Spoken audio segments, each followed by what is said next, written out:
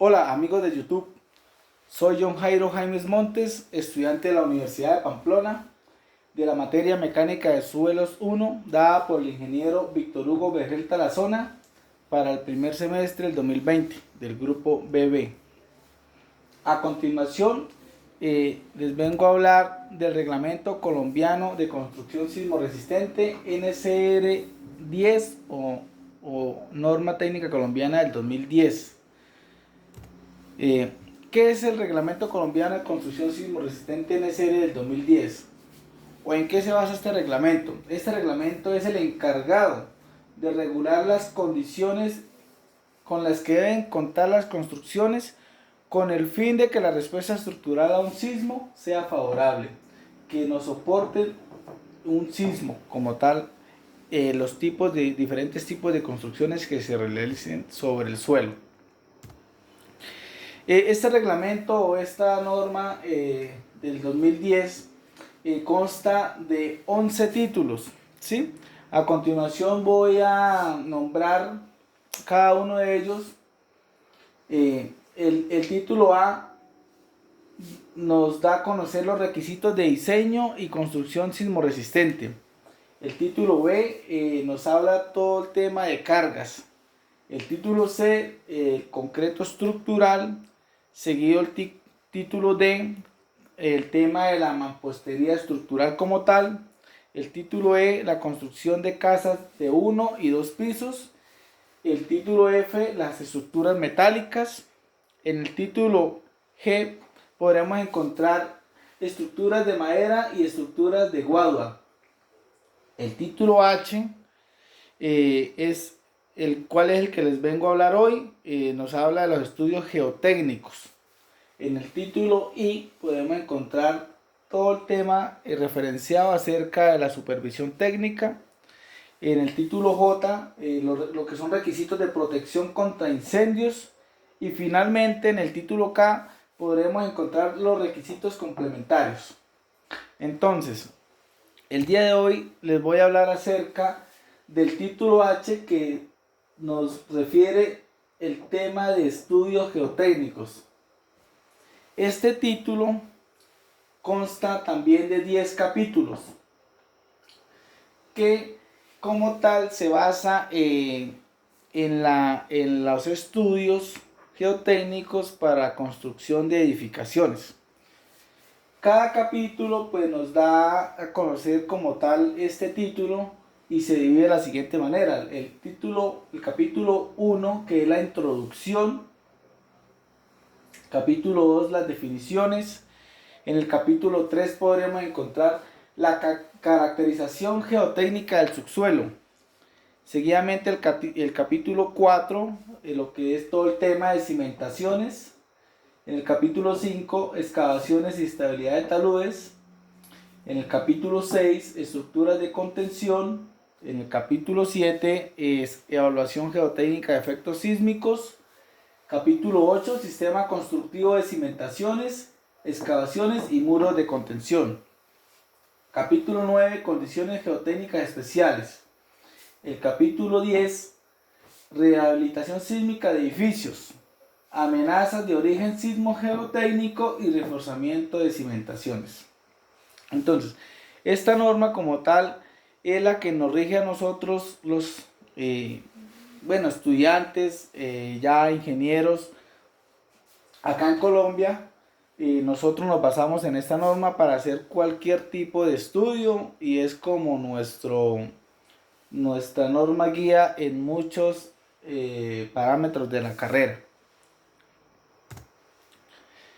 Esta norma como tal tiene unos requisitos generales, pero también dentro de ellos vamos a encontrar el objetivo y alcance, cuál es la importancia de este capítulo dentro de la norma, que es el capítulo H de los estudios geotécnicos. Entonces, el objetivo principal como tal y el alcance es establecer los criterios básicos para realizar los estudios geotécnicos de edificaciones basados en la investigación del subsuelo y las características arquitectónicas y estructurales de las edificaciones con el fin de proveer las recomendaciones geotécnicas de diseño y construcción de excavaciones y rellenos, estructuras de contención, cimentaciones, rehabilitación o reforzamiento de edificaciones existentes y la definición de espectros de diseño sismo resistente para soportar los efectos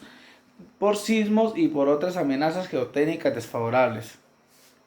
Entonces, básicamente lo que resumidamente les quería comentar es todo el tema de edificaciones como tal, ¿sí? Entonces, a partir de acá en adelante, pues me voy a enfocar un poco en lo que tiene que ver lo que es la materia mecánica de suelos, ¿sí? O la norma en la materia como tal. Entonces, para nosotros como estudiantes de ingeniería civil, esta es una pregunta de mucho valor, tanto para nuestro aprendizaje. Entonces, la importancia de un buen estudio de suelos para la ingeniería civil. Entonces, ¿por qué es importante realizar un buen estudio de suelos al momento de nosotros querer realizar una obra o de pronto tener proyectado hacer algún tipo de construcción? Es importante porque este nos proporciona la capacidad admisible del suelo y las recomendaciones de cimentación de acuerdo a lo encontrado. Es decir, nosotros vamos a encontrarnos con diferentes sitios, con diferentes tipos de suelos, con con diferente topografía como tal. Entonces, a nosotros a la hora de construir debemos tener muy claro la importancia del suelo como tal, ya que es la base portante de las cargas que va a ejercer la estructura. Al realizar este estudio de suelos también se analizan las características geotécnicas y geológicas del lugar a intervenir. Aunque esto ya pues esto como tal se nos va un poco más para el tema de geología, pero como tal es parte fundamental de la materia. Tiene un objetivo general o principal que es pues definir las características del suelo y definir las propiedades geotécnicas del suelo, condiciones del subsuelo y el asentamiento tolerable con el fin de conocer la capacidad portante del suelo y así recomendar un sistema de cimentación más conveniente para realizar los diseños. Esto ya es de manera como profesional, como nosotros como ingenieros debemos dar esas recomendaciones, esas pautas, eh, conocer como tal el terreno donde se va a construir cualquier tipo de obra o digamos enfocada al tema de edificaciones. También pues como objetivos principales y tiene unos objetivos específicos, digamos secundarios o ligados al objetivo principal, que es conocer el tipo de suelo, ubicarnos sobre el terreno, inspeccionarlo, ¿sí? Determinar el perfil estratigráfico, detectar la posición del nivel de agua freático, es muy importante. Esto es muy importante conocerlo porque este nivel, las aguas freáticas como tal, influyen mucho en el tema de la capacidad que pueda soportar el suelo. También podemos calcular la capacidad portante y asentamiento del suelo. Establecer el sistema de cimentación más conveniente para la estructura. Establecer la profundidad adecuada para la cimentación de la estructura. Entonces son objetivos que van ligados uno con el otro, ¿sí? Porque si conocemos de las aguas freáticas existentes en el lugar, pues ya podríamos calcular la capacidad portante y el asentamiento que posiblemente ese suelo pueda tener. De allí ya podemos nosotros dar la recomendación para un sistema de cimentación. Y ligado a esto, pues podríamos dar, como tal, el sistema de cimentación, ya podemos dar la profundidad adecuada o los parámetros adecuados para esta construcción. Nosotros como ingenieros civiles tenemos el deber de reconocer el sitio donde se va a trabajar. Sí, eso es muy importante, ir al sitio, conocerlo, hacer una inspección visual. Este reconocimiento del sitio, esta inspección del lugar como tal, esto nos ayuda a visualizar pues la topografía, ¿sí? De allí pues dependerá pues un estudio de la topografía como tal o en el momento de hacer la inspección nosotros ya podemos entender en qué lugar estamos ubicándonos. Y allí pues obtenemos mucha información. ¿Qué tipo de información? Pues la condición del suelo, el tema de aguas subterráneas. Se puede una infinidad de información que se puede extraer de acuerdo al sector que se va a trabajar. Esta imagen que está acá es una imagen que se tomó a principio de este año junto con el acompañamiento del ingeniero y el docente Víctor Hugo Vergel para hacer una inspección visual del lugar que nosotros íbamos a hacer pues una pique como tal para hacer los respectivos ensayos. Antes de construir cualquier obra de ingeniería se debe tener presente muchos parámetros que son importantes, ¿sí? Pero también nosotros debemos saber las condiciones y los posibles problemas que ese suelo pueda presentar o que haya presentado, como esos antecedentes que él nos deje ver en esa inspección visual. También de pronto lo que se comenta en la zona aledaña, ¿sí? Eh, las características como apoyo, soporte de obras de construcción y sus características como material de construcción. ¿A qué nos refiere esto? A que nos indica si en ese sector se puede en realidad construir. Eh, o digamos, sí se podrá construir, pero si anteriormente hubo una laguna o fue zona de derrumbe, entonces nosotros debemos dar las recomendaciones adecuadas para poder construir en ese sector. Eh, bueno, a continuación, tenemos las fases que se pueden encontrar o que se pueden presentar en un estudio geotécnico. Entonces, como anteriormente lo decía, hay que hacer una inspección, un reconocimiento del lugar, del terreno, y en esto podemos obtener información o recopilación de antecedentes y reconocimiento geológico. Una exploración preliminar que es en el sector, verificar el tipo de, digamos, de vegetación que haya en el momento, el tipo de suelo, si es de pronto eh, erosivo o si hay mucha vegetación. Entonces ahí podemos tener mucha información.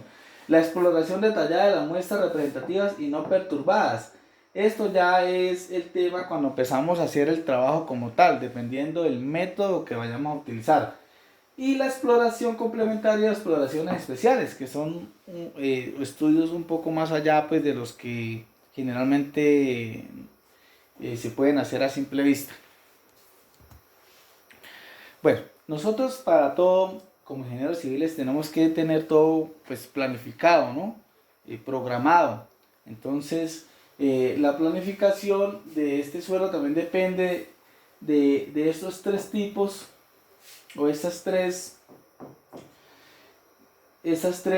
razones que tenemos: la naturaleza del subsuelo, el tipo de la estructura del suelo y la importancia de la estructura. La importancia de la estructura se basa también en la posible edificación que se vaya a construir. Ahora, después de que ya tengamos el reconocimiento, ya estemos en el lugar, ya se haya hecho pues los diferentes, digamos, análisis, nosotros tenemos algunos métodos de exploración del suelo. Estos métodos se utilizan pues de acuerdo a la necesidad, de acuerdo al tipo de suelo. Entonces tenemos pues como primer método la excavación abierta. Tenemos también otro método que son las perforaciones, los sondeos del subsuelo y los métodos geográficos. Aquí podemos ver en esta imagen, esto es una excavación abierta. Aquí vemos una máquina para perforaciones. Y aquí vemos pues una excavación ya con los diferentes parámetros de información que nos está brindando el suelo en el momento que lo estamos interviniendo. Estos métodos se clasifican en métodos indirectos y métodos directos. ¿Qué son los métodos indirectos? Son aquellos que los resultados no son inmediatos, ¿sí? Que hay que hacer diferentes ensayos en laboratorios.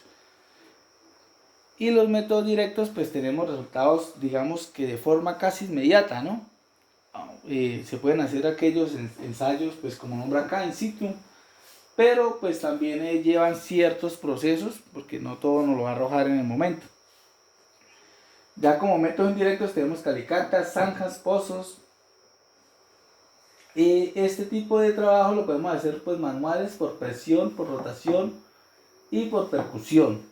Los sondajes y la prospección geofísica, ¿sí? Que ya es otro método donde no se altera el suelo como tal. También tenemos otros métodos que son los ensayos de penetración, el manual, estático y dinámico. Tenemos el SPT y el CPT y SPT. Ya estos son otros métodos pues, que se utilizan pues, específicamente, pero generalmente nosotros como estudiantes pues iniciamos a hacer los métodos de lo más sencillo a lo más complejo. Bueno, entonces como método teníamos inicialmente el método de la excavación abierta. Este método como tal, o como ilustra aquí la imagen, es un método que nos deja ver en el momento en que se está realizando las diferentes el perfil estratigráfico del suelo. Aquí podemos ver los diferentes perfiles. Entonces, estamos hablando también de que comúnmente llamamos calicatas o apiques y otro tipo de excavaciones mecánicas que no pasarían una profundidad de 2 a 3 o hasta 5 metros. Sí, porque ya ahí estaríamos hablando de otro tipo de método. Por eso se llama excavación abierta. Cuando se hace con este tipo de método podemos nosotros fácilmente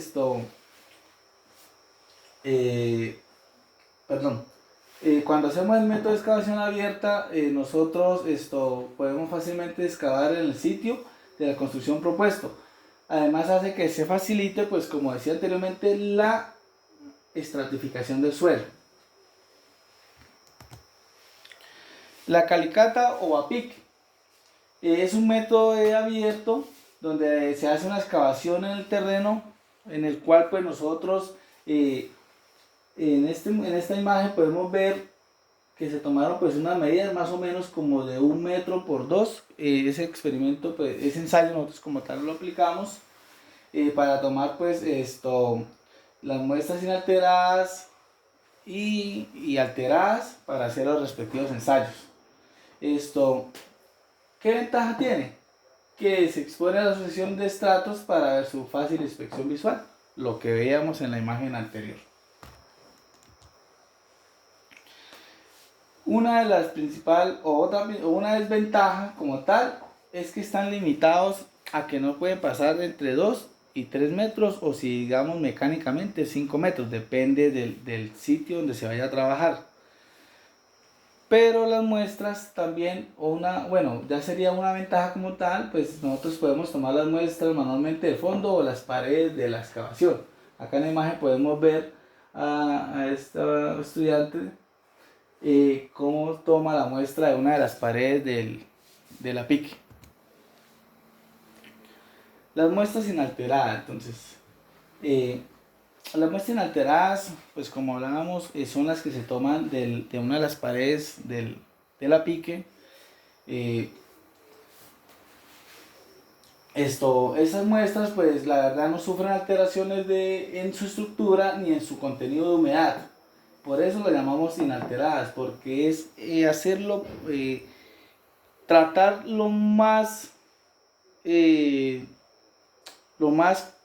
posible que el terreno no pierda sus propiedades como tal. La obtención de este tipo de muestras se usa para determinar la densidad de peso unitario en el laboratorio, la investigar el laboratorio de la resistencia de los suelos inalterados con el ensayo de comprensión no confinada, y también pues este tipo de muestras